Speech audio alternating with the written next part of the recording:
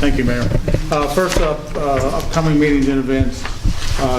The next council work session, March 6th, as I mentioned last month. I'm recommending that you set some time to discuss council goals and priorities related to the 18-19 operating budget. You heard from staff last meeting in terms of the departmental needs for the upcoming year.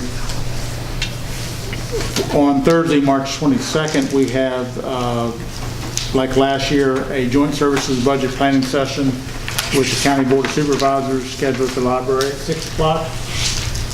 If you all are okay with that meeting. And again, if you remember, the purpose of that was similar to the meeting we had last week, but it's for joint services. So sheriff, library, Commonwealth Attorney, and so forth, make their requests for similar items, personnel, major capital items, and so forth. Is council okay with moving forward with that? Yeah, 22nd of March. Yeah. 22nd of March. It's on your report. Last year. Last month, I mean, last week. Yeah. And that really helps.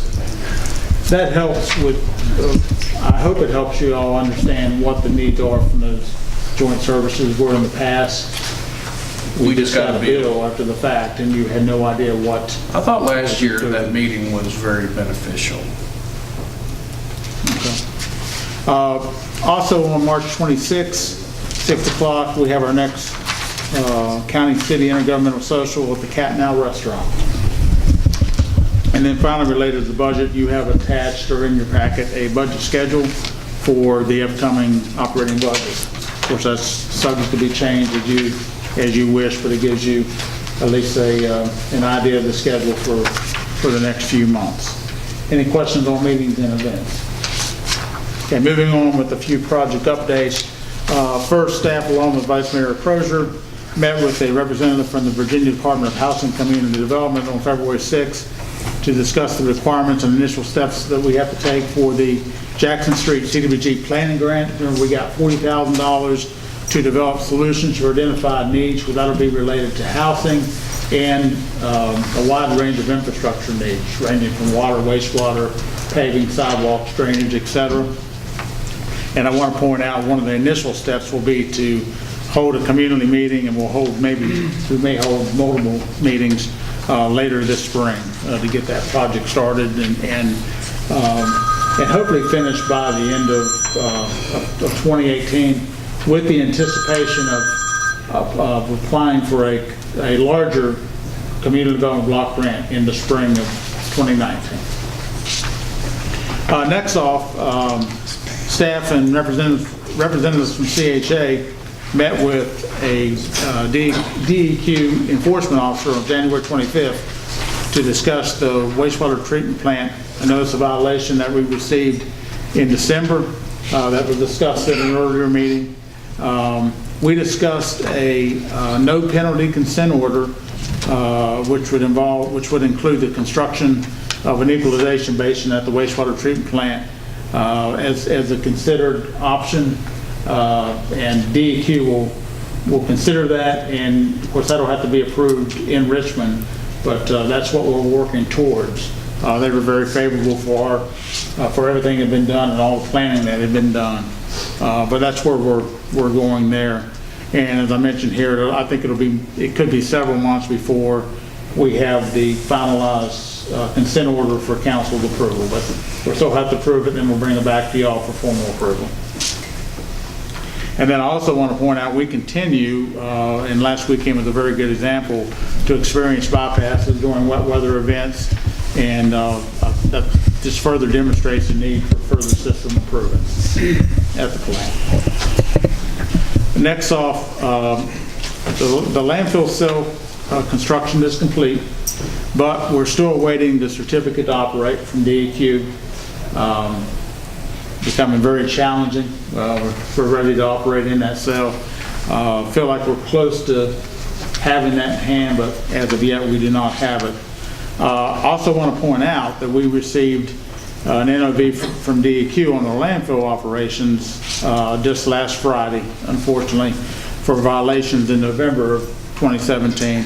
And most of those were, I would say all were associated with the challenges related to construction and transition to the new cell. So runoff, sedimentation, all those sort of things, but we are working to address that. Related to that, with the weather event over the past weekend, we made a decision to bring on a contractor and then keep staff on basically 24 hours a day since last Friday to empty the leachate tank at the landfill. So we don't have any overflows there. So we had to run constantly, still to this point, since last Friday, to make sure that tank is staying at the proper levels and not overflowing and having another discharge. So hopefully with that, we're able to demonstrate to DEQ that we're able to handle, and we take that very seriously. Any questions? Yeah. Does the leachate have to go to wastewater treatment plant or? Okay.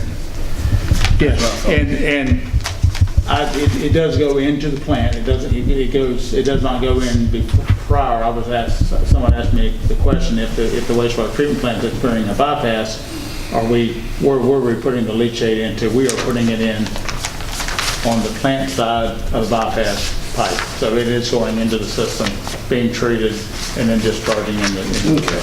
I was just curious. Next, along with the Alleghany and Bath County administrators, we have met with representatives of Jackson River Enterprises to discuss the challenges associated with our recycling program. And I also want to point out that the Intergovernmental Committee is scheduled to meet at JRE on March 8th to observe the recycling program operation and discuss their associated issues. I think we briefly talked about that at the last meeting. We're just working to try to find some solutions to where that remains a viable way for us to meet our recycling goals.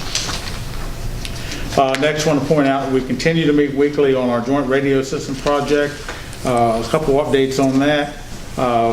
We met with representatives of Lumos to discuss necessary fiber optic improvements that will be required to be able to operate the system. Hopefully we'll have a contract for your consideration at the March meeting. And that's a 10-year agreement, as I noted in the report. We are also working to address issues that we identified in a restrictive deed for the Smith Dew Tower site. And of course, one of those agenda items is going here to pay for road maintenance fees that were not ever overlooked going back several years.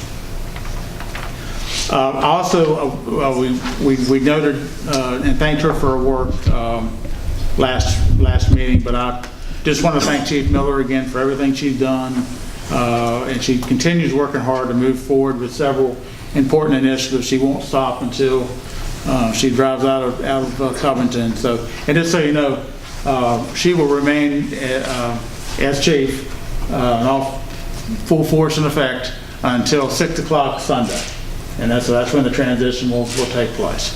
But again, I just want to thank you for everything you've done. You truly have been a blessing, and have just done so much in your short period of time here. Not going to give you another trophy tonight, but Jerry missed out on the trophy presentation last week too. But anyway, a couple of things I want to point out she's worked on. Vivi alluded to the finalization of the EMS building, and that has been challenging, and I really hope it's been worth the while with this new company. But with the training in place, I understand they should begin the building process, I hope this week, next week at the latest. Also, she continues working with the vendor on the required 911 dispatching CAD system improvements, and hopefully we'll have a contract for y'all for your consideration at the March meeting on that, maybe April. And then lastly, she's worked to revise the school resource officer agreement. It's already been approved by the school board, and I hope to have that on the agenda for March for y'all as well. So, like I say, she keeps moving forward on outstanding initiatives and trying to clean up a lot of loose ends. Two more items. The next thing is staff and CHA are working to address some significant wastewater issues that were identified associated with the Covington movie theater and the related properties on Maple Avenue. We're working with the engineer to see what some potential solutions could be, whether that's public or private work to be done, and we hope to propose a solution to y'all within the next couple of months. And then finally, we have received proposals for engineering, marketing, and business plan development for our drone zone project that's funded through the Appalachian Regional Commission. We have narrowed it down to 3 teams of firms. We will interview them on February 21st. We're real excited. We got some really high quality firms that have expressed interest. So we hope to get that awarded and begin work on that project. So glad to answer any questions.